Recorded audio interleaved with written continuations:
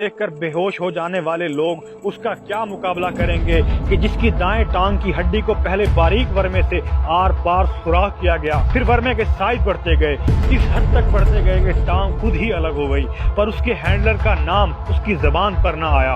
इसके मिशन के बारे में वो एक लफ्ज तक न जान सके। जाओ जाकर देखो दिल्ली की तिहाड़ जेल के वार्ड CDEF से लेकर काबुल की पुल चरखी और गजनी जेल तक पाकिस्तान के बेटों की 20 दास्तानें ऐसी हैं जो अगर मंजर आम पर आ जाएं इस कौम के अश्क ना रुकें। इन जेलों की बैरकों की दीवारें इस बात की गवाह हैं कि वतन के ये बेटे जीत गए और दुश्मन हार गया। इस्तकामत के ये पहाड़ मामूली ना थे।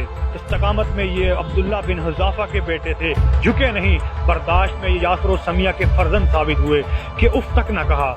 आज मैं अगर किसी फेसबुकिये लंडे के दानिश्वर की 2 उंगलियों के दरमियान, सिर्फ 2 उंगलियों के दरमियान पेंसिल रखकर अगर उन्हें दबाना शुरू कर दूं तो वो 30 सेकंड से पहले ही अपने लीडर को अपनी जबान से गालियां देने लग जाएंगे।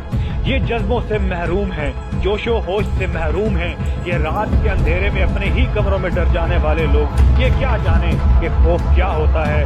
वो खौफ के जिसमें जंगली जानवर या भूत प्रेत नहीं होते, उसमें गोलियां, ग्रेनेड, RPG, माइन का खतरा भी मैटर नहीं करता, बल्कि ये होता है कि कहीं जबान ना फिसल पड़े। खौफ ये होता है कि एक लफ्ज मुंह से ना निकल जाए जो उसे मर्द मुजाहिद से गद्दार बना डाले। इनको क्या पता कि दुनिया भर की एजेंसियों के एजेंट अपने साथ जहर रखते हैं, पर ये अल्लाह के शेर शदीद अजियत को आसान मौत पर तरजीह देते हैं। इनकी वजह से बड़े आराम से जब तुम पुरसकून कमरे में जब तुम उनके ही खिलाफ बोलते हो तो वल्लाह दिल करता है कि तुम्हें चौकों में लटका दिया जाए। वो जो तुम्हें बाकी रखने के लिए अपनों से बाकियात छीन लेते हैं।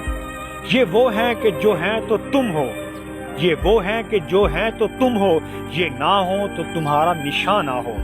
ये वो हैं जो तुम्हारी नजरियाती और जोग्राफियाई सरहदों के मुहाफिज हैं। कभी ये चर्सी के रूप में तो कभी ये बिजनेसमैन के रूप में, कभी ये शागिर्द के रूप में तो कभी ये किसी इदारे के आला ओहदे पर बैठा तुम्हारी हिफाजत से मामूर होगा।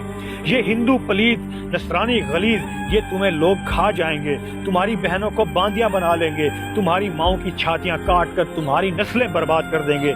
बनी इसराइल की तरह नाशुक्रिया करने वालों, उठो और जरा सा झांक लो कि शाम से लेकर लीबिया तक जिनके इतने दुश्मन भी नहीं थे वो सब क्यों मारे गए, वो क्यों बर्बाद कर दिए गए। उसकी वजह ये है कि उनके पास ऐसी कोई फौज नहीं, उनके पास ऐसी एजेंसियां नहीं। इसी वजह से शाम, इराक, लीबिया ये सब ममालिक बर्बाद कर दिए गए, इनको उजाड़ दिया गया, इनके मासूम बच्चों को कत्ल कर दिया गया। तो और तुम चारों तरफ से घिरे होने के बावजूद तुम्हारे मुल्क के पीछे 10-10 एजेंसियां दिन रात प्लानिंग करती हैं, इसको तबाह और बर्बाद करने की सोचती हैं। लेकिन आज भी तुम अपने घरों में महफूज हो तो जिंदा क्यों? सोचो और इस बात को समझो।